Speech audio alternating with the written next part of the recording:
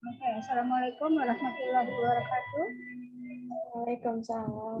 Hari ini kita latihan ya, latihan berpresentasi. Nanti saya kasih feedbacknya setelah selesai presentasi.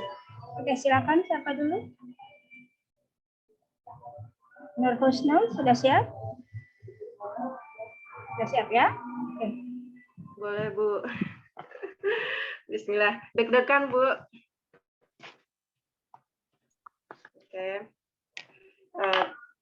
Bismillahirrahmanirrahim. Assalamualaikum warahmatullahi wabarakatuh. Waalaikumsalam warahmatullahi wabarakatuh. Sebelumnya mohon maaf, Bu, berisik, ada tukang bangunan di samping. Ya. Assalatu wassalamu ala asrafil anbiya'i wal mursalin wa ala alihi wa sahbihi wa mawalah amma ba'd. Baiklah teman-teman semuanya, alhamdulillah hari ini kita masih diberi nggak fokus, Bu. Oke, nggak apa-apa, lanjutkan. Boleh. Boleh. Silakan diulang.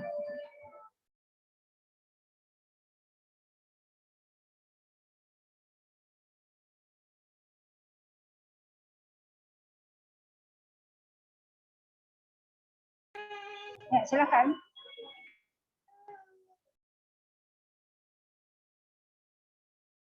Teman-teman yang lain ada yang udah siap belum?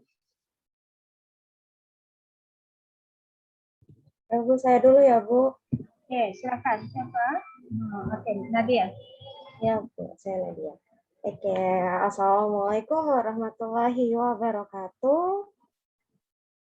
Segala puji bagi Allah, Tuhan semesta alam yang telah memberikan kita nikmat sehat, rezeki, akhirnya bunda-bunda yang cantik ini bisa bertemu dengan saya kembali. Perkenalkan, nama saya Nadia Moktia Rahma. Sebelum itu, bunda-bunda insya Allah sehat selalu ya, selalu diberikan kesehatan, semangat, tetap belajar, akhirnya kita bisa sampai di sini.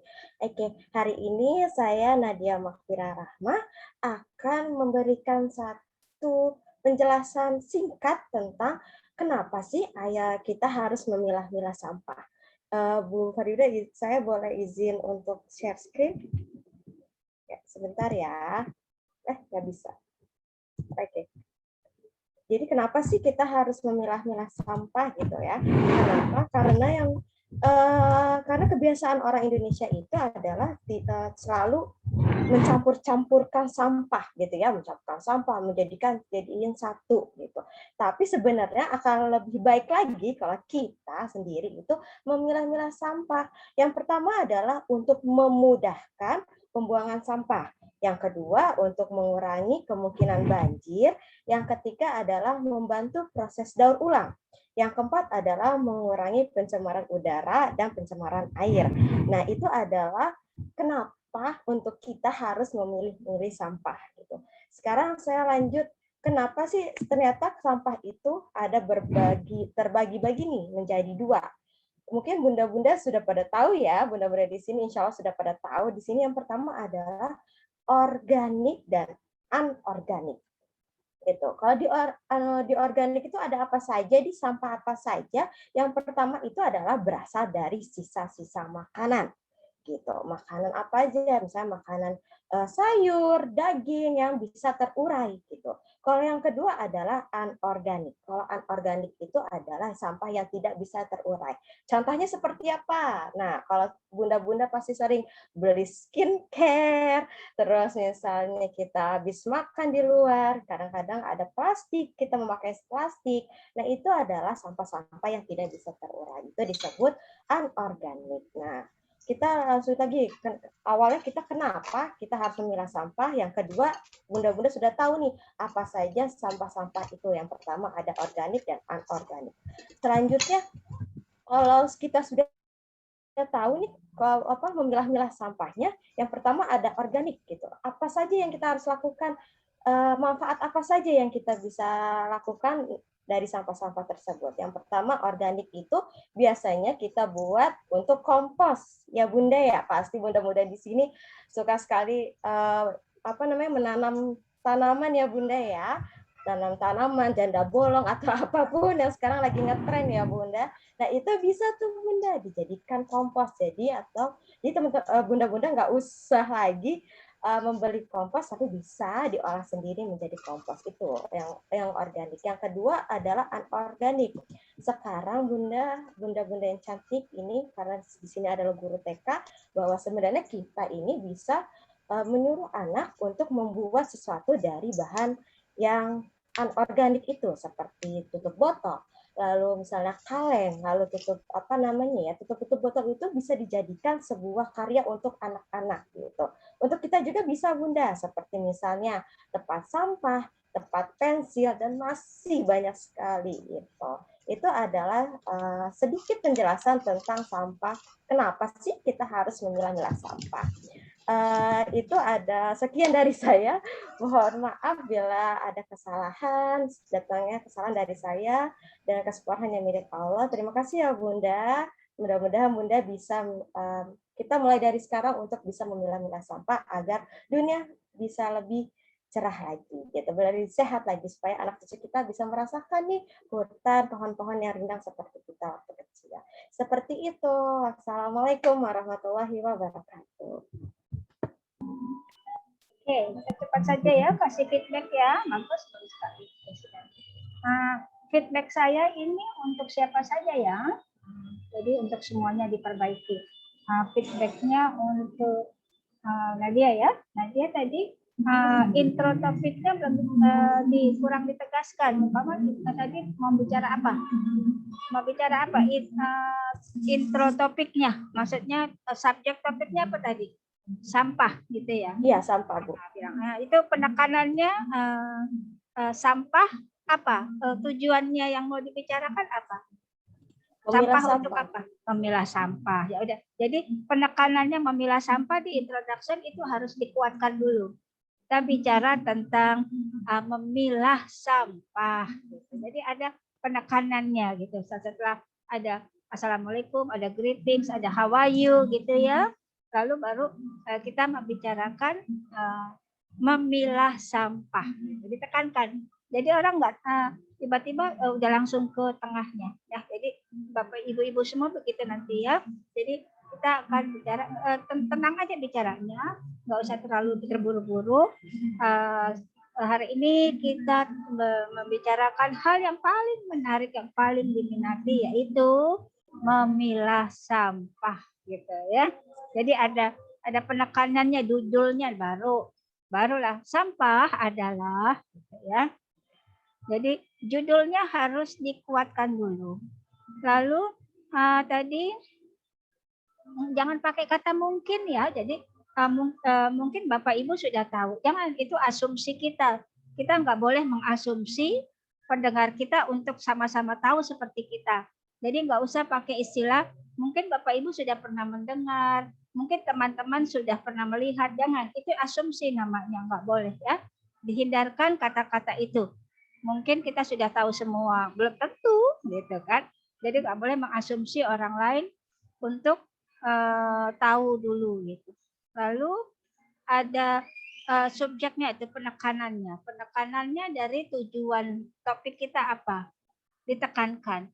Ya, jadi pelan-pelan pada saat sampah. Nah, setiap kata sampah itu ditekankan. Nanti umpama kita bicara tentang payung. Pada kata payung itu selalu ditekankan. Jadi payung itu gitu ya. Jadi tetap orang fokus pada topik kita gitu. Lalu ada jeda antara satu paragraf ke paragraf lain, harus ada jeda ya. Jangan terlalu dibombardir begitu. Nah, terakhir jangan lagi pakai kenapa. Jadi kenapa kita mengolah sampah? Karena nggak usah langsung. Jadi Bapak Ibu, mengolah sampah itu penting. Karena apa? Jadi nggak usah lagi ditanya mengapa kita begini. Udah itu di awal mengapanya. Jadi kalau yang terakhir endingnya adalah sehingga mari kita malah diajak, mari kita mengolah sampah. Ya, oke. Nadia, very good. Silakan siapa lagi? Saya ya, Bu. Ya, silakan Bu Rusmini. Bu Prapti, Bu. Ya udah, Bu Prapti dulu, Bun. Prapti, oke, baik.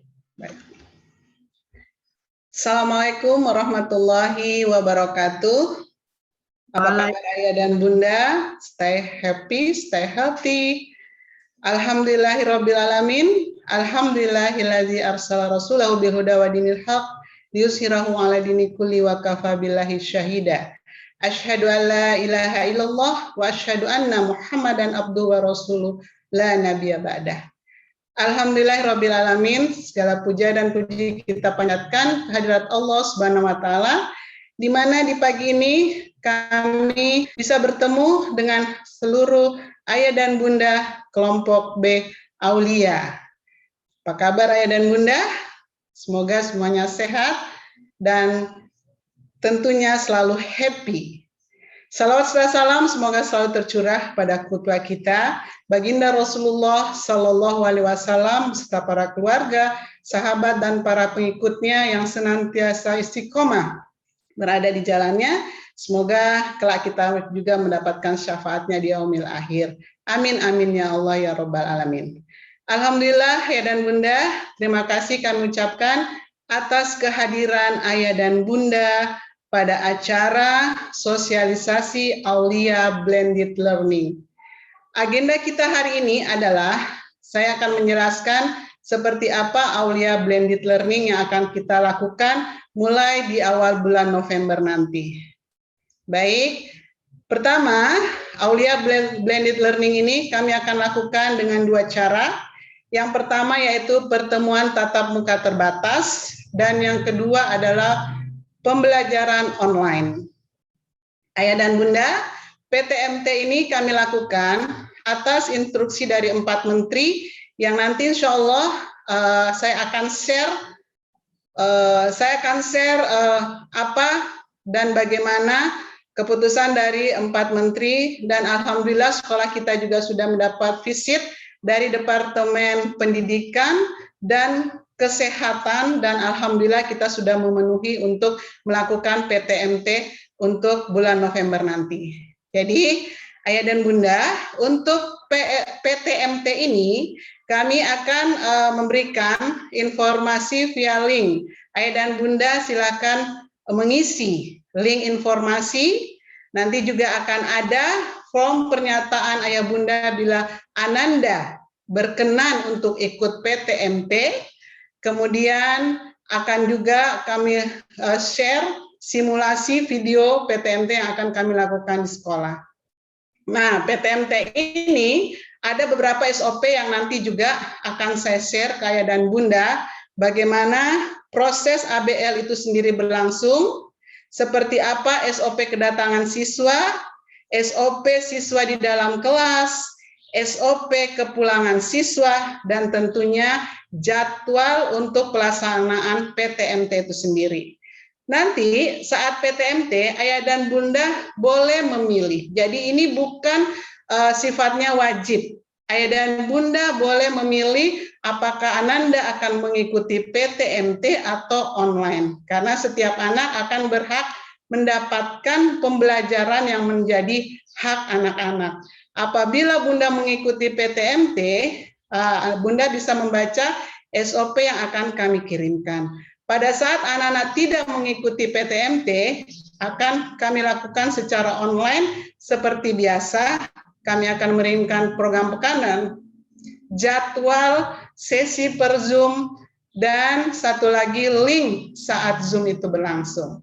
Demikian ayah dan bunda, dan mungkin perlu diingat juga saat PTMT jangan lupa awal pertama sekolah anak membawa surat pernyataan persetujuan dari orang tua yang sudah di-print, sudah ditandatangani oleh ayah dan bunda.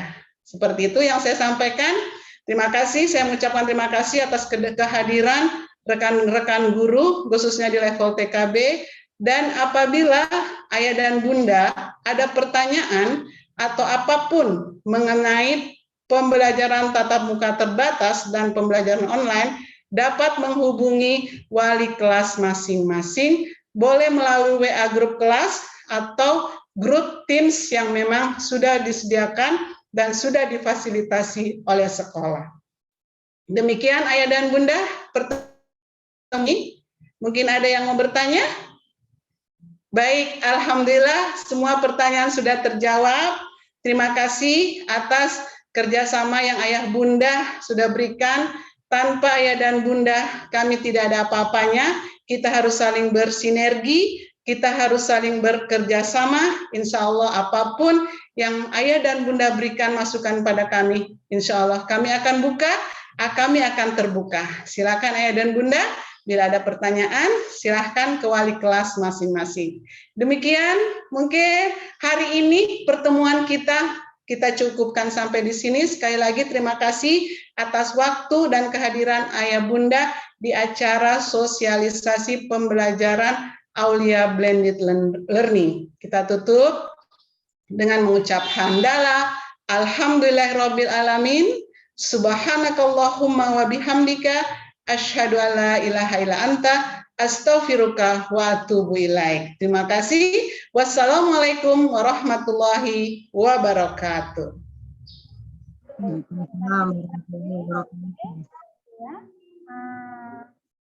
Saya akan memberi feedback dulu ya ke Bu Praktik. Ini untuk feedback juga persiapan buat yang lainnya juga ya. Baik. Pertama adalah kita harus lihat dulu itu kita maksud tujuan kita memberi informasi itu untuk apa ya. Nah kalau kita mau ramah tamah, kebetulan orang tua datang, itu sifatnya ramah tamah kan ya.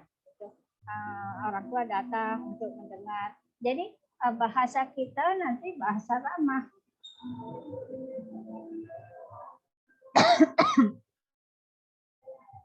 Jadi bahasa kita bahasa ramah ya, jangan bahasa pengumuman. Jadi nggak monoton gitu. Itu tadi Ibu Praktik cenderung untuk bahasa pengumuman. Ibu-ibu sekalian, ini adalah ini adalah ini adalah ini. Itu bahasa pengumuman namanya gitu. Tapi kalau kita bahasa dialog berarti ada semacam ibu-ibu, bapak ibu, karena anak kita akan bersekolah ya, jadi pakai begitu, ada landai-landainya Bu. Nah, jadi berarti ada beberapa hal yang harus disiapkan oleh orang tua dan siswa, ya. Jadi jangan monoton, jangan itu pengumuman itu namanya. Itu intonasi mengumumkan. Karena kita lagi berdialog dengan orang tua, jadi seperti itu. Ada bumbu-bumbunya. Pasti orang tua dan anak kita sudah senang ya untuk kembali ke sekolah gitu. Jadi namun karena kembali sekolah dengan situasi new normal berarti gitu Bu. Jadi intonasinya kayak ngobrol biasa ya. Jadi jangan pengumuman gitu. Sehingga orang tua diharapkan dapat membantu siswa dalam hal seperti apa. Andai kata ada 2 atau 3 item atau informasi yang diumumkan, pakai jeda dulu Bu. Pertama contohnya apa tadi? Contohnya tadi Ibu bilang PTMT. Nah, nggak semua orang tahu apa tuh namanya singkatan. Jadi di awal harus disebut PTMT. Bapak Ibu, PTMT adalah pertemuan gitu ya, pembelajaran tatap muka terbatas. Gitu. Karena nggak semua orang tua ngerti istilah PTMT. Gitu. Online, ada juga yang nggak ngerti online, offline. Itu juga harus dijelaskan dulu. Jadi kita harus tahu audiens kita ya. Jadi nggak usah singkatan boleh selanjutnya, tetapi di awal boleh dikatakan PTMT adalah pembelajaran tatap muka terbatas. Untuk selanjutnya boleh nyebut PTMT aja, karena di awal sudah diberitahu ya, begitu. Lalu juga SOP, nggak semua orang tahu tentang SOP. SOP apa sih? Prosedur yang mengatur gitu. Jadi bahasanya kita Bu landai aja ya Bu ya. Karena kita lagi berdialog dengan orang tua. Lalu nggak usah pakai acara kita tutup dengan gitu. Langsung aja. Terima kasih Bapak Ibu semuanya atas kehadirannya gitu. Langsung baca doa penutup itulah, nggak usah pakai mari kita tutup, jangan kita, nggak usah ada yang ditutup-tutup gitu, nggak usah pakai bahasa itu ya. Jadi demikianlah, boleh pakai bahasanya, demikianlah keterangan kami tentang persiapan PTMT ini. Ada hope-nya apa? Tujuannya apa? Semoga anak-anak kita bisa datang ke sekolah dengan apa? Mengikuti blended learning dengan efektif. Ya, karena kan judulnya kan blended learning kan. Nah, berarti disimpulkan dengan semoga dengan upaya kita di sini berdiskusi blended learning yang akan dijalankan anak-anak kita berjalan efektif ya. Harus ada kesimpulan sehingga orang walaupun nggak dengar di tengahnya tapi dengar di akhirnya itu sama aja gitu. Kadang orang kan terlalu ngebut ngomongnya ya nggak dengar, atau mereka lagi ngobrol dengan ibu-ibu lain. Dengarnya pas selesai kita mau menutup, itulah kesimpulan yang harus kita tuangkan gitu ya. Thank you Bu Prapti, sudah bagus. Tingkatkan ya. Makasih Bu. Santai aja, santai, ekspresi. Mainkan ekspresi, senyum. Ada sedikit jeda gitu ya. Jangan lupa jeda. Jeda itu penting banget buat membantu orang nggak hilang fokus gitu. Buat kita sendiri maupun buat pendengar. Oke, silakan yang lain. Saya Bu. Ibu Rusmini ya, silakan Ibu. Baik. Assalamualaikum warahmatullahi wabarakatuh. Apa kabar ibu-ibu semua, bapak-bapak? Hari ini mudah-mudahan ibu-ibu dan bapak-bapak semua yang berada di sini semua dalam keadaan sehat serta dalam lindungan Allah Subhanahu wa taala. Senang saya bertemu dengan ibu-ibu dan bapak-bapak semua di sini untuk menghadiri pertemuan kita di mana nanti topik yang akan kita bahas yaitu persiapan menjelang pertemuan tatap muka terbatas atau yang dikenal dengan singkatan PTMT. Nah, sebelum saya memulai, perkenalkan nama saya Rusmini. Saya tinggal di daerah Mampang, tepatnya di Jalan Remaja, RT 4 RW 3. Bagi Bunda atau Ayah nanti bila ada yang berkesempatan lewat di daerah tersebut, boleh mampir karena pintu saya selalu terbuka. Baik Bapak-bapak dan Ibu-ibu semua yang hadir di sini. Pertama, tentunya kita akan merasa senang, merasa gembira karena hari pertama pertemuan ini untuk tatap muka putra-putri kita, di mana pihak kami, pihak sekolah telah menyediakan berbagai macam program kesehatannya seperti di depan pintu gerbang nanti ada petugas yang mengontrol suhu anak. Jadi nanti setiap anak memulai hari pertama masuk nanti akan diperiksa suhunya dengan petugas, lalu disilahkan untuk mencuci tangan sebelum memasuki kelas. Dan Ayah Bunda, alhamdulillah sekolah kami semua guru-guru yang ada di sini alhamdulillah sudah divaksinasi, jadi insya Allah aman. Bagaimana jadwalnya? Nah, nanti dalam jadwalnya kami dari pihak sekolah menyediakan membagi menjadi 2 sesi. Sesi yang pertama yaitu waktunya sekitar jam 7 sampai dengan jam 9. Nah, sesi yang kedua nanti dilanjut pukul 9 sampai dengan pukul 11. Nah, bagaimana cara putra-putri kita masuk? Nanti di nomor absen yang pertama sampai dengan 15 itu masuk pada gelombang pertama. Lalu dilanjut dengan nomor absen yang 16 sampai dengan 30 itu lanjut masuk pada gelombang yang kedua. Nanti di sesi yang selanjutnya setelah anak kita sesi pertama masuk, sesi kedua mengikuti pembelajaran secara online. Nah, nanti dilanjut sesi yang kedua masuk ke kelas untuk tatap muka. Nah, sesi pertamanya nanti dilanjut di rumah untuk pembelajaran online. Nah, jadi apa yang harus diperlukan oleh putra-putri kita ya Bunda? Nah, yang perlu diperhatikan untuk putra-putri kita terutama yaitu selalu memakai masker, terus membawa hand sanitizer, membawa bekal makanan atau minuman, terus memperlengkapi alat tulis, jadi tidak ada untuk meminjam kepada teman. Jadi semuanya harus kita persiapkan sendiri. Nah, untuk itu saya memohon perhatian kepada ayah bunda untuk mempersiapkan di mana hari pertama nanti anak-anak kita sudah merasa yakin dan akan bersemangat untuk pergi ke sekolah. Nah, seperti itu ya, ya Bunda. Bagaimana? Apakah ada pertanyaan, ya Bunda? Baik. Nah, kalau sudah tidak ada lagi pertanyaan, saya akan menyimpulkan semoga pertemuan kita ini mendapat motivasi untuk ayah bunda supaya anak-anak kita itu belajarnya lebih semangat lagi karena sudah hampir 2 tahun kita selalu belajar online. Nah, begitu aja ya ayah bunda. Sekian dari saya.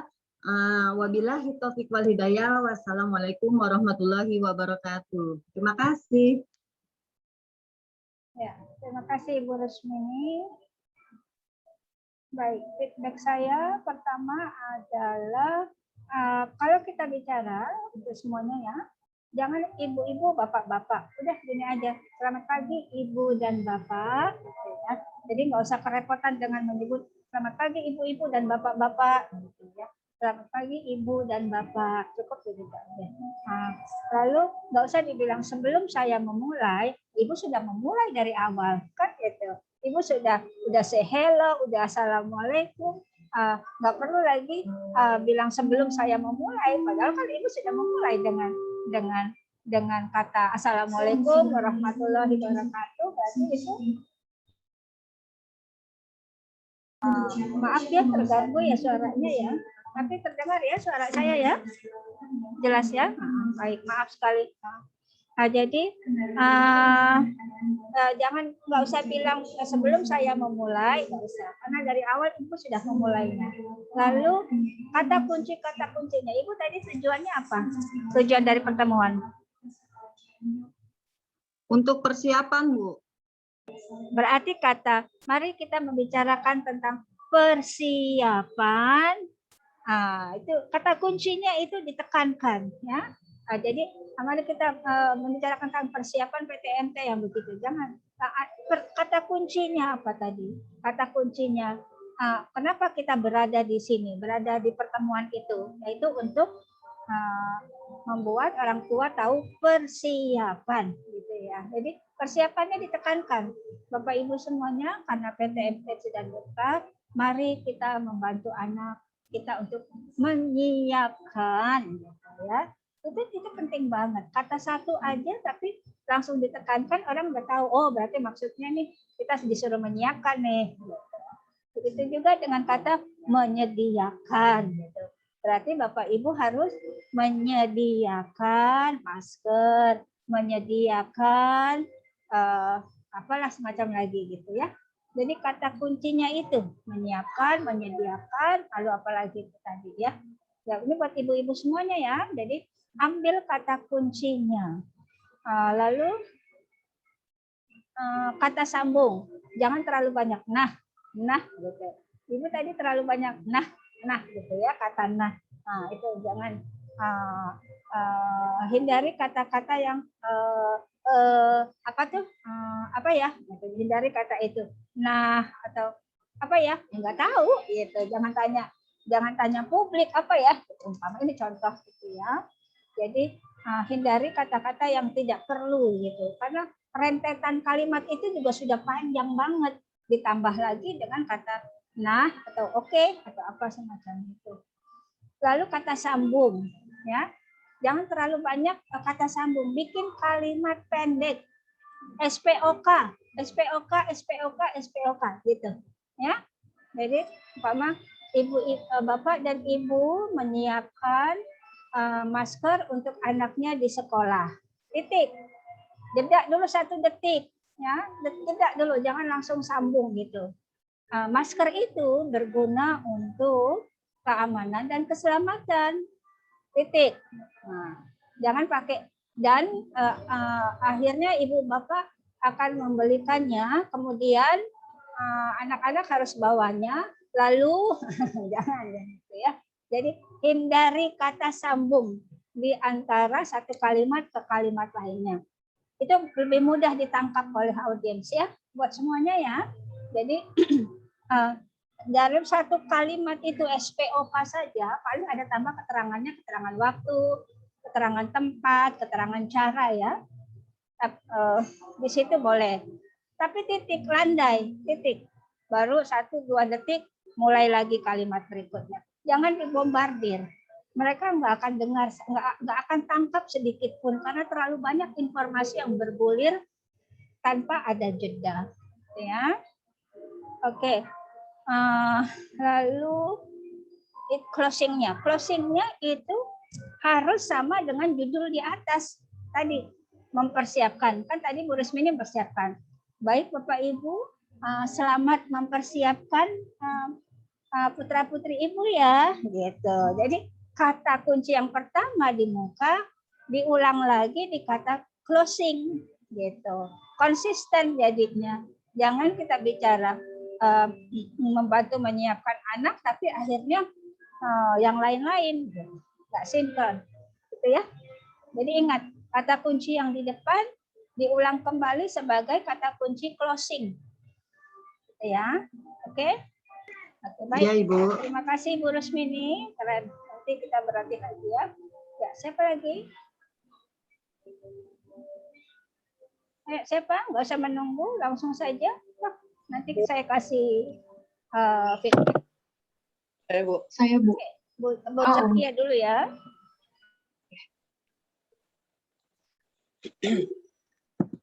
Bismillahirrahmanirrahim. Assalamualaikum warahmatullahi wabarakatuh. Alhamdulillah. Alhamdulillahilladzi bi ni'matihi tatimmus shalihah.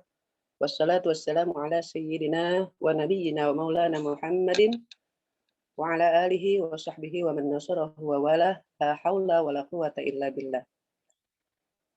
Hadirin jamaah sekalian rahimakumullah. Alhamdulillah, puji syukur kehadirat Allah Subhanahu wa taala.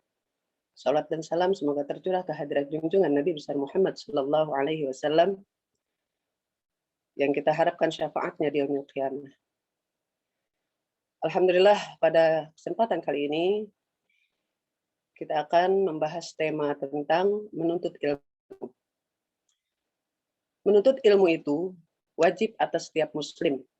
Sebagaimana dikatakan dalam hadis riwayat Ibnu Majah dari sahabat Anas bin Malik radhiyallahu an, barang siapa yang keluar dalam rangka menuntut ilmu, maka Allah berada di jalan mereka sampai mereka kembali.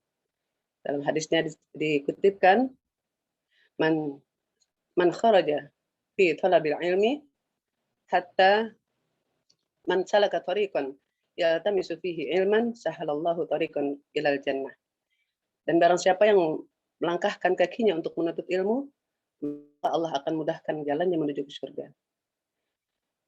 Dan dalam Al-Quran, Allah Subhanahu wa ta'ala telah berfirman dalam surah Al-Maidah ayat 11, yarfa'illahu alladhina amanu minkum walladhina utul ilma darajat. Kesimpulan daripada apa yang ingin saya sampaikan pada siang hari ini, bahwa pentingnya menuntut ilmu itu sudah dinyatakan dalam hadis Nabi dan juga firman Allah Subhanahu wa taala dalam Al-Qur'an, bahwasanya menuntut ilmu itu adalah suatu kewajiban yang harus dilaksanakan oleh setiap muslim, baik laki-laki maupun perempuan. Apa ilmu itu? Ilmu artinya mengetahui. Jika seseorang memiliki ilmu pengetahuan, maka dia akan menjadi seorang yang memiliki cakrawala yang luas, memiliki pengetahuan yang luas, yang insya Allah dari ilmu yang dia miliki ini akan menunjukkan kualitas dirinya di hadapan manusia dan di hadapan Allah Subhanahu wa taala. Karena di dalam hadis lain atau dalam ayat lain Allah berfirman, "Qul hal yastawil ladzina ya'lamun wal ladzina la ya'lamun." Katakan hai Muhammad, apakah sama orang yang berilmu dengan orang yang tidak berilmu? Dalam firman Allah dikatakan, tentu saja tidak. Karena orang berilmu itu memiliki kedudukan yang tinggi di sisi Allah Subhanahu wa taala, dan perbedaan dengan orang-orang yang tidak menuntut ilmu tentunya banyak sekali yang bisa kita lihat secara kasat mata. Hadirin sekalian, dalam kaitannya tentang pentingnya ilmu bagi diri kita, bagi anak cucu keturunan kita, ilmu ini sangat memiliki arti yang luas. Ilmu ini sangat memiliki kedudukan yang sangat penting dalam kehidupan seorang. Bahkan dalam sebuah kitab Tanqihul Qaul telah diriwayatkan bahwasanya kedudukan orang yang berilmu dengan orang-orang yang tidak berilmu itu seperti kedudukan matahari di antara bintang-bintang. Di antara hadis-hadis Nabi lainnya yang mengutamakan tentang keutamaan ilmu, bahwasanya Ibnu Mas'ud radhiyallahu an meriwayatkan dalam sebuah hadis Nabi Muhammad sallallahu alaihi wasallam, "Julusuka sa'atan fi majlisil ilmi la tamussu qalaman wa la taktubu harafan khairun laka min itqi alfi raqabatin."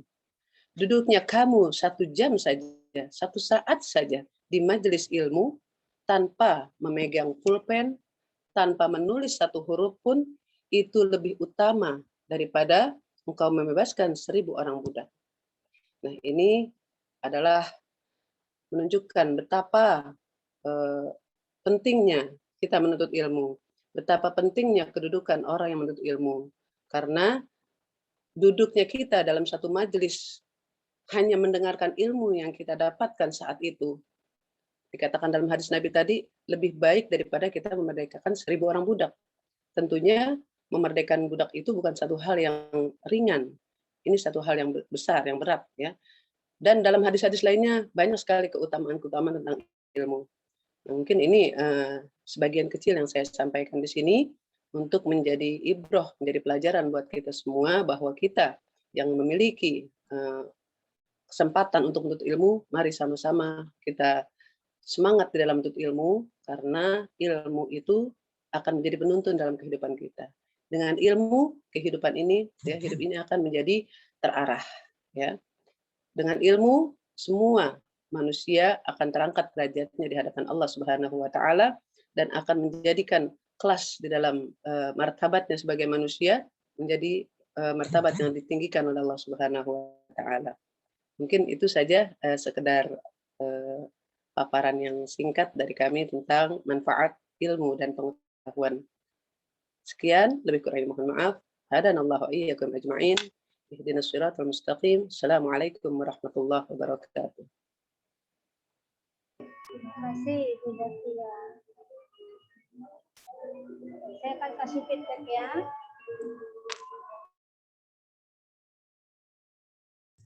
Baik, Ibu Zakia, Ibu kan akan menuntun orang tentang pengertian berilmu ya Bu ya. Nah, Iya, Bu.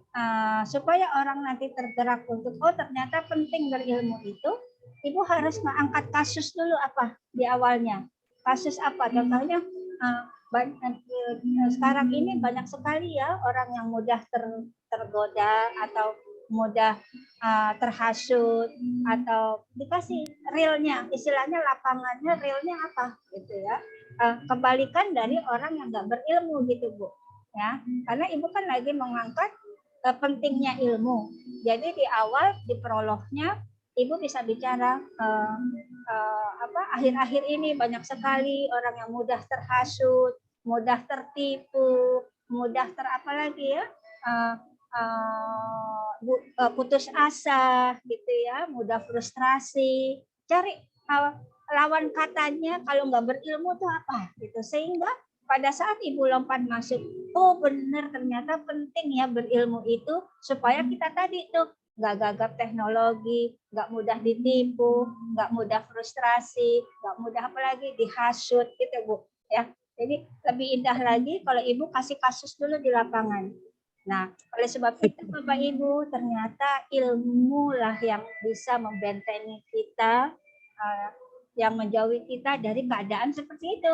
Nah, baru masuk berilmu itu ada di surat-suratnya lah, di ayatnya. Nah, penekanan ayat umpama tadi, barang siapa, itu ditekankan tuh Bu, barang siapa yang berilmu, jadi barang siapa yang berilmu akan mendapat tujuan. Nggak ada tuh, nggak ada penekanannya di situ ya Bu ya. Jadi Ibu cari penekanan-penekanan yang orang akan ingat, oh barang siapa yang berilmu berarti begini, udah ngambil tagline-nya tuh, mau ada 1000 sejuta kata-kata Ibu, dia sudah nangkep gitu ya. Mau Ibu nanti ngomongin 10 menit, dia udah nangkep satu. Barang siapa yang berilmu, itulah pilihan Tuhan gitu. Udah tuh nangkep dia gitu ya. Jadi harus ada tagline-tagline yang harus ditekankan. Lalu Ibu tadi menyebutkan di awal kesimpulan saya akan membicarakan ini adalah jangan Bu. Masa baru awal udah ngomong kesimpulan. Salah Bu. Ya, Jadi grogi. apa-apa. Jadi intinya adalah di depan Batasi waktu jadi grogi yang mulai sampai jadi terbalik Bu. Langsung aja gitu, langsung Bapak Ibu, ilmu adalah gitu ya, langsung. Jangan monoton juga intonasinya. Itu tadi agak sedikit monoton dan datar banget Ibu Zakia tadi. Ibu ekspresinya kurang keluar, ya. Umpama betapa pentingnya gitu. Udah tuh wajah kita tuh nunjukin betapa pentingnya ilmu itu Bapak Ibu, ya. Jadi jangan kayak kemana. Betul, boleh. Ya. Nah, nanti kita divideokan, kita ulang ya dengan topik yang sama, tapi ada perubahan nanti berdasarkan feedback dari saya ini ya. Lalu saya pikir yang semua kurangi kata mungkin ya. Malah kita optimis gitu. Kita seyogyanya, seharusnya, semestinya gitu ya. Jadi jangan kata mungkin kita nanti akan, jangan, seharusnya kita gitu ya. Jadi ada kata optimis di sini. Baik. Nanti di penekanan kesimpulan jangan panjang-panjang lagi. Kayak tadi kan tujuan Ibu tadi awal, orang yang berilmu itu penting untuk menghindari kebodohan atau kemana frustrasi gitu. Diulang tuh di awal Bu. Semoga dengan ilmu ini kita terhindar menjadi orang yang cerdas dan terhindar dari penipuan, frustrasi, atau semacam itulah, pesimis. Itu closingnya diulang lagi. Ya, jangan lupa ya ibu-ibu semua ya. Inti yang di depan diulang lagi di belakang. Kalimatnya harus sama. Jangan bikin kalimat baru. Kalau di awal udah bilang ilmu itu penting untuk memerangi kebodohan, kefrustrasian gitu. Diulang lagi. Akhirnya semoga kita dapat berilmu untuk menghindari menjadi orang yang gitu kan gitu ya. Nah, nyambung jadi sinkron. Jadi antara awal dan akhir sinkron. Ya, itu nanti ada di skripsi. Cara membuat skripsi gitu. Latar belakang dengan kesimpulan harus sama ya. Gitu. Itu konsepnya karya ilmiah. Baik. Thank you Ibu Zakia. Siapa lagi?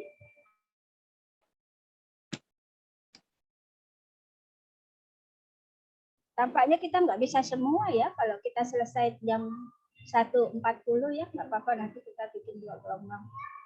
Karena belum semuanya. Silakan, siapa lagi? Saya, Bu. Ibu? Siapa yang saya tadi sebutkan nama? Feni Kurnia. Oh, Feni. Silakan, Bu Feni. Assalamualaikum warahmatullahi wabarakatuh. Selamat siang Ibu Farida dan teman-teman sekalian. Alhamdulillahirabbil alamin.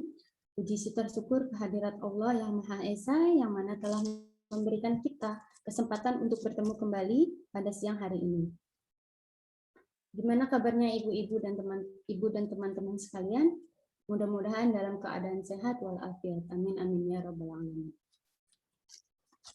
Izinkan saya Feni Kurnia untuk sedikit menyampaikan materi tentang bahagia. Sebelumnya saya ingin bertanya kepada teman-teman, apa sih makna bahagia itu? Bahagia itu senang. Nah, iya betul. Apa yang disampaikan teman-teman sekalian, makna bahagia itu semua betul. Itu betul nama makna bahagia semua. Di sini saya akan menyampaikan sedikit menurut para ahli, dari salah satu ahli, bahagia menurut Aristoteles menyebutkan bahwa makna bahagia adalah happiness, kebahagiaan. Berasal dari kata happy. Bahagia yang berarti feeling good, having fun a good time, atau sesuatu yang membuat pengalaman yang menyenangkan. Sedangkan menurut pandangan Islam, bahagia itu adalah seseorang yang bahagia adalah seorang mukmin yang soleh, yang taat akan menunaikan hak-hak Tuhannya dan memenuhi hak-hak akan makhluk lainnya dengan berpedoman kepada syariat, baik lahir maupun batin. Di sini saya memiliki 7 kunci bahagia, antara lain yang pertama adalah bagaimana hubungan kita terhadap Allah Subhanahu wa Ta'ala atau Tuhan kita, yaitu dengan cara beriman dan beramal soleh, berbanyak zikir, berdoa, dan tawakal. Insya Allah nanti kebahagiaan itu datang dengan sendirinya. Yang kedua, kunci bahagia yaitu hubungan kita dengan sesama manusia, yaitu dengan cara berperilaku baik, baik ucapan maupun perbuatan, objektif, jangan mudah membenci, dan peduli atau menerima pendapat orang lain. Kunci yang ketiga yaitu di poin ini sering sekali dirasakan oleh manusia yang mana masih banyak sekali yang masih belum bisa berkompromi oleh masa lalu, yaitu masa lalu. Bagaimana caranya?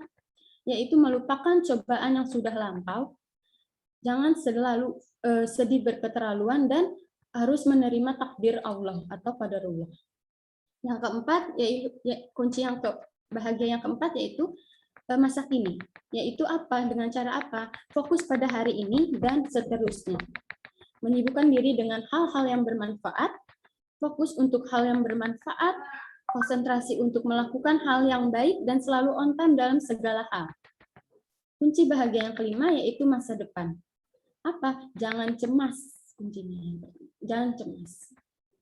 Yang keenam, kunci bahagia yang keenam yaitu mensyukuri nikmat.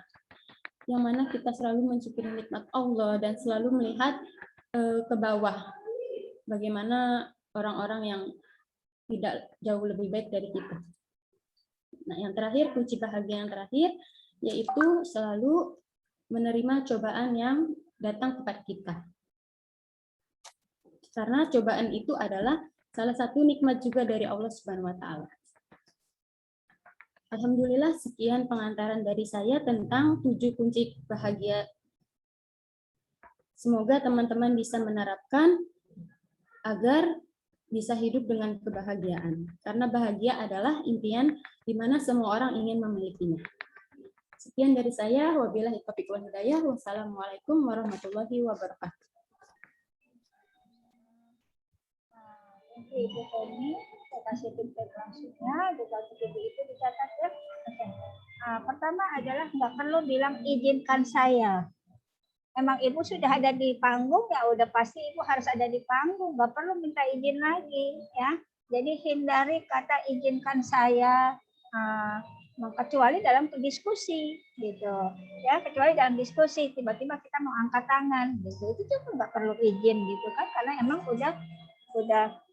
sudah waktunya kita berpendapat. Jadi hindari kata izinkan saya mengangkat tema ini, nggak usah pakai izinkan saya. Ibu sudah ada di panggung, sudah ada di podium, ya udah pasti emang kudu di situ, nggak perlu izin ya.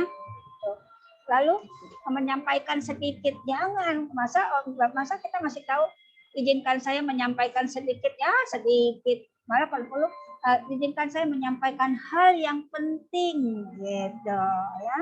Jangan kata menyampaikan sedikit gitu, malah orang ya sedikit udah pulang aja lah gitu, malah bikin optimisme gitu ya. Saya akan mengangkat tema yang sangat penting yang dibutuhkan orang masa kini, Nah, angkat kasusnya lagi Ibu Feni.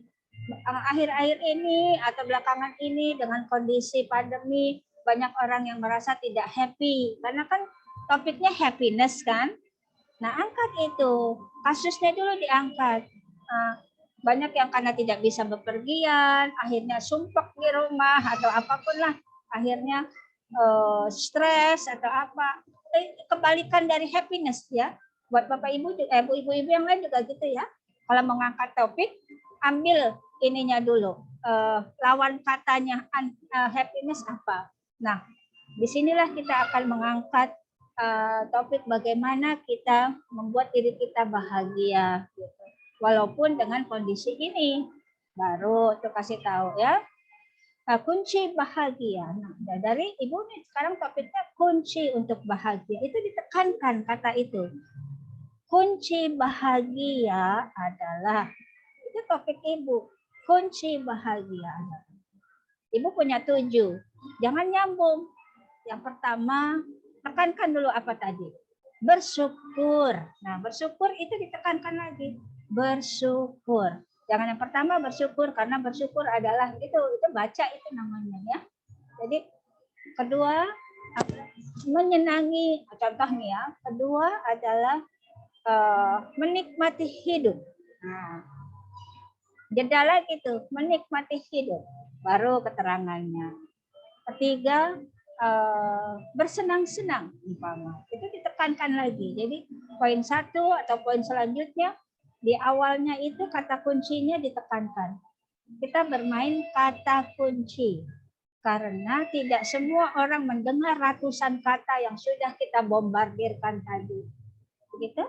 Ya, sayang kan kita udah ngomong panjang-panjang, mereka nggak nangkap apa-apa. Oleh sebab itu kita tolong dengan kita selalu menekankan kata kunci. Ya. Oke.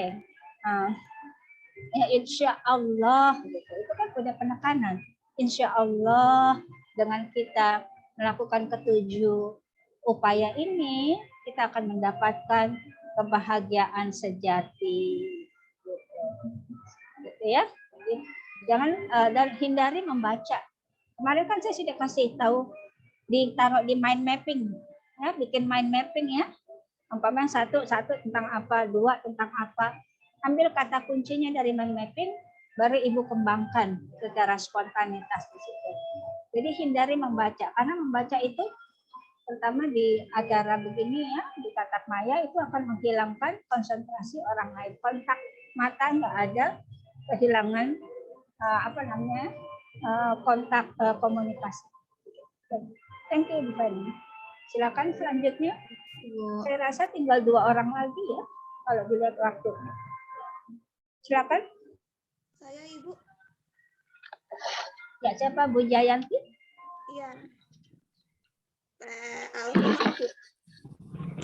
Silakan. Assalamualaikum warahmatullahi wabarakatuh. Apa kabarnya hari ini? Semoga tetap baik-baik saja. Selamat siang. Senang berjumpa dengan kalian. Tetap semangat meski mentari kali ini tertutup awan. Oke. Yang sering terjadi pada permasalahan remaja yaitu masalah berat badan. Terkadang kita sering menemui tentang adanya body shaming. Meski terlihat remeh atau tidak terkesan luar biasa, tapi terkadang yang maaf ya Bu, namun kalau kita dapat body shaming juga akan mengenai mental kita. Lalu kenapa sih masalah berat badan ini bisa jadi permasalahan? Kadang masalah berat badan kadang inilah, kalau kita ketemu teman, lu kok kurus banget sih, kayak galah. Wah, siapa nih yang di sini suka dikatain kayak gitu. Kalau enggak, kok lu gemuk banget sih, kalau dijejerin sama kasur kayaknya mirip. Nah, kadang kalau dikaitkan dengan gemuk, biasanya pasti dibilang suka makan. Lalu ada nggak yang tahu kenapa kita bisa makan atau kita merasa lapar? Nah, di sini kenapa kita merasa lapar? Karena ada dua hal yang terjadi pada tubuh kita, yaitu hormon dengan rasa lapar yang otak kita, yaitu ada hormon leptin dan grelin, yaitu leptin. Leptin ini adalah sinyal yang terjadi pada lemak dan usus. Tapi grelin ini terjadi pada sinyal di lambung. Jadi antara usus dengan lemak, terkadang di dalam tubuh kita itu memberikan sinyal bahwa kita sudah cukup makan. Tapi si grelin-nya ini pada sinyal lambung kita masih memerlukan makan. Jadi terkadang kedua hormon ini suka beradu. Nah, terkadang juga suasana hati yang mempengaruhi pola makan kita. Siapa nih yang kalau galau suka nyemil makanan malam-malam? Nah, karena inilah kita juga sering nggak sadar, tiba-tiba berat badan kita aja naik. Lalu gimana cara mengatasinya? Pertama-tama kita harus makan makanan yang sehat supaya si hormon leptin dan grelin ini bisa seimbang di dalam tubuh kita. Lalu tetap menjaga perasaan kita supaya lebih mood dan lebih bahagia dengan cara bersyukur dan menikmati hidup. Nah, sekarang teman-teman tetap makan makanan yang sehat dan tetap jaga pola makannya. Sekian, wabillahi taufiq wal hidayah. Wassalamualaikum warahmatullahi wabarakatuh. Terima kasih, Bu Jayanti. Oke, bagus sekali, enak, mudah ditangkapnya ya. Itunya tadi keyword-keywordnya mudah ditangkap karena sudah pakai senyum, sudah pakai jeda, ya, sudah ada jedanya, sudah ada senyumnya. Setiap kalimatnya terputus satu sama lainnya, gitu nggak nyambung. Lalu saya juga lihat tadi ada penekanan-penekanannya sudah mulai ada, gitu ya. Hanya di kesimpulannya Ibu Jayanti tadi. Tadi topik awalnya apa? Topik awalnya apa? Kita nanya. Masalah berat badan kegemukan. Berapa? Masalah berat badan. Nah, berat badan. Nah, itu di kata-kata berat badan itu diulang lagi di kesimpulan. So, sehingga nggak usah khawatir berat badan kita ini karena udah ada caranya. Nah, gitu ya. Jadi membuat jawaban yang tadinya masalah menjadi solusi, gitu. Di awal kita ngangkat masalah. Kita sebagai pembicara yang memberi solusi, sehingga kesimpulannya itu yang ditangkap adalah solusi, ya. Semua gitu, semua dalam segi ceramah agama tadi yang Ibu tentang ilmu. Jadi kenapa banyak orang frustasi? Ya berarti ujungnya ilmulah yang gitu. Jadi harus diangkat kembali, gitu ya. Sinkron dari kata-kata di awal sama kata-kata di akhir, dan memberi sebuah solusi yang optimis. Sudah bagus ya, semuanya begitu ya. Jangan lupa senyum, jangan lupa santai bicaranya, karena kita lagi berdialog sama orang gitu, kayak ngobrol biasa aja. Jangan kayak baca pengumuman ya. Satu, kayak baca Pancasila. Satu, ketuhanan yang Maha Esa. Dua, kemanusiaan yang adil dan beradab. Jangan gitu ya. Ngobrol. Seperti halnya kita lagi dialog banget sama mereka. Itu emotional bondingnya itu harus dibangun. Oke. Selanjutnya kayaknya yang terakhir ini. Nanti yang selanjutnya bisa minggu depan ya, sambil berbentuk ini nanti lanjut membuat videonya. Silakan satu lagi. Saya, Bu. Oke, Ibu Nur ya. Ibu Nur Rahma, silakan. Bismillahirrahmanirrahim. Assalamualaikum warahmatullahi wabarakatuh. Alhamdulillahirabbil alamin. Wassalatu wassalamu ala asrofil anbiya'i wal mursalin wa ala alihi wa sahbihi ajma'in, amma ba'du. Ibu dan Bapak sekalian, apa kabar? Semoga Ibu dan Bapak sekalian selalu dalam keadaan sehat walafiat dan selalu dalam lindungan Allah Subhanahu wa Ta'ala.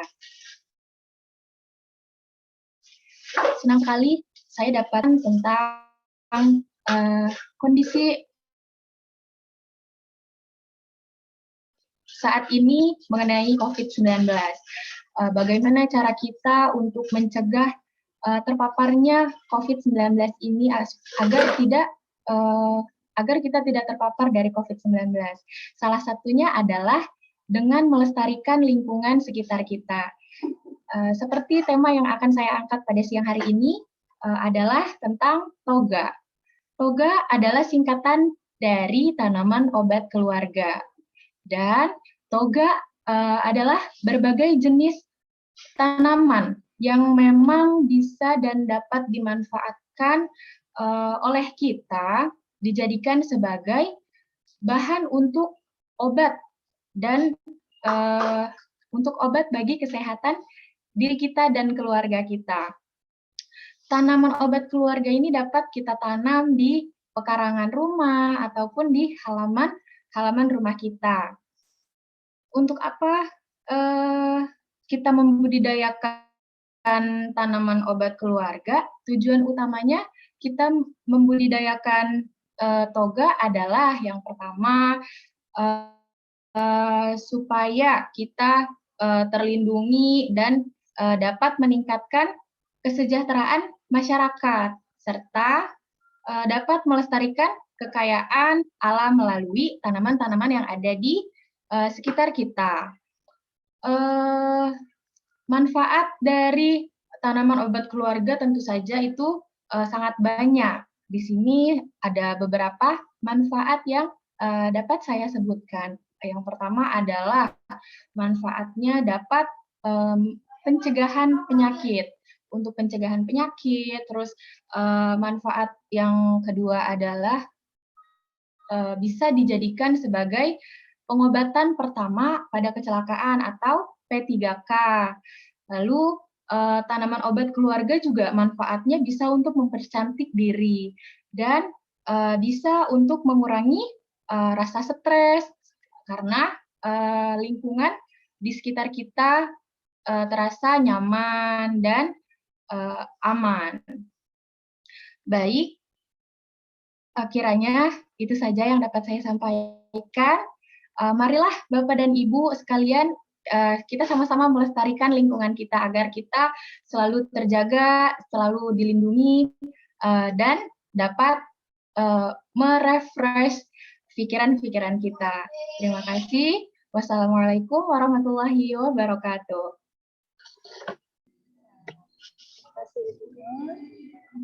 Saya kasih feedback ya untuk ibu-ibu semuanya. Ibu Nur itu tadi ada cara bagaimana gitu ya, jadi langsung ditujukan kepada solusi. Dari awal nggak usah dikatakan kesimpulannya dulu gitu. Tadi kasus dulu Bu. Tadi Ibu kan mengangkat tentang toga ya. Toga itu tadi manfaatnya apa? Nah, lawan katanya yang tadi manfaat itu apa? Gitu. Apa tadi untuk menghilangkan stres atau untuk akhirnya kalau kita stres kecantikan kita enak hilang karena pucat. Nah, itu diangkat. Jadi kalau kita jadi buat ibu-ibu semuanya, kita turunkan dulu topiknya apa yang akan kita bicarakan. Nah, itu yang jadi peroleh kita. Cari lawan kata dari apa yang akan kita angkat. Tadi umpama supaya tetap segar. Apalagi tadi contohnya Bunga. Supaya tetap segar, supaya apalagi toga itu supaya dapat menjadi pengobatan P3K. Nah, itu nanya untuk mempercantik diri. Di prolog kan gini, jadi di introduction kan sekarang masa pandemi, kita kan susah apotik. Nah, gitu kan ya, itu lawan katanya gitu. Jadi tawaran yang solusi yang Ibu katakan itu diangkat di awal kondisi yang realnya. Nah, contoh gitu ya, Bapak Ibu semuanya ya kan tadi lagi mengangkat tentang jadi kita nggak perlu ke apotek gitu. Nah di introduction-nya bilang pada masa pandemi kita mau keluar aja takut, terus ada PPKM pembatasan gitu. Jadi bagaimana nih kita solusinya? Ya salah satunya tadi menanam toga. Gitu. Jadi ada benang merah antara tawaran kita, solusi kita dengan kasus yang di atas sebelumnya. Makanya angkat aja kasusnya, nggak apa-apa. Jadi jangan langsung saya akan membicarakan tentang tanaman obat. Mereka bisa baca di buku atau apa. Tapi dengan adanya kita datang ke suatu tempat, kita tuh diajak berpikir. Ada masalah, ada solusi. Ya, gitu ya Bapak, Ibu-ibu semuanya ya. Jadi Baik, jangan Ibu, lupa terima kasih. untuk semuanya. Oke, untuk semuanya juga. Selalu gitu. Ibu sudah punya lingkaran utamanya apa, pembicaraannya. Untuk kata pembukanya, gunakan lawan kata dari solusi yang Ibu berikan. Sudah ketangkap semuanya ya? Nah, itu akan nyambung. Nah, baru terakhir ditutup dengan solusi. Sehingga kita toga ini sangat membantu kita untuk lebih efektif gitu, lebih sehat, lebih apa. Jadi pandemi bukan menjadi ancaman buat kita nggak bisa ngapa-ngapain, ya. Itu kesimpulannya. Selalu harus benang merahnya tuh nggak boleh terputus. Oleh sebab itu nggak perlu terlalu banyak informasi yang kita katakan, apalagi dengan beribu-ribu kalimat. Kalimat-kalimat pendek aja itu lebih mudah ditangkap ya. Begitu. Walaupun bentuknya ceramah, walaupun bentuknya ingin mengumumkan, tapi bagaimana kita membuang kata-kata yang tidak perlu. Singkat saja. Semakin singkat kalimatnya, semakin dapat ditangkap oleh audiens. Gitu? Oke. Jadi kesimpulannya adalah pertama apa tadi? Berarti kita ada benang merah ya antara introduction, inti maupun kesimpulan. Apalagi?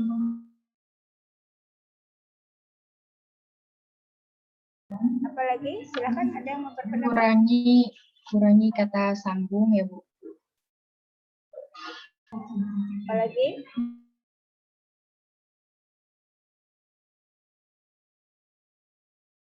Ada lagi? Tadi kesimpulannya apa? Inti dari pembelajaran hari ini kita? Konsisten ya, konsisten, intonasi, jangan ngebut, ekspresi, ya, kalimat pendek, ya, kalimat pendek, jangan terlalu banyak kata sambung, ya. Terus jangan bilang mungkin, terlalu banyak mungkin, atau menganggap orang lain sudah tahu. Tekankan kata kunci. Kata kunci ditekankan. Walau di waktu mengucapkannya itu ditekankan kata kunci. Oke, baik. Lagi karena sudah ini ya, sudah ada yang kuliah sudah selesai. Berarti minggu depan kita masih lanjut ya. Yang belum dapat, nah yang sudah saya kasih feedback, minggu depan diulang lagi, latihan lagi, tapi cuma sudah berubah ya. Sudah ada, karena udah dikasih feedback, jadi harus berubah dari yang hari ini. Jadi yang belum masih sekitar 4 orang nih ya, 4 atau 5. Ya, di minggu depan kita masih teruskan saja sampai mahir, sampai kelihatan sudah luas banget ngomongnya, udah nggak kaku. Yang penting harus menguasai materi, jangan baca. Harus pakai mind mapping. Gitu. Ayo semuanya senyum, saya akan foto. Thank you ya ibu-ibu, semua usahanya very good effort. Kita memang awal nggak apa-apa, nervous atau nggak tahu, no hard feeling ya kalau saya kasih feedback ya. Itu untuk menjadi acuan kita untuk perform much better than before. Thank you. Assalamualaikum warahmatullahi wabarakatuh. Take care everybody. I'll see you next week. You may leave this room. Terima kasih Bu.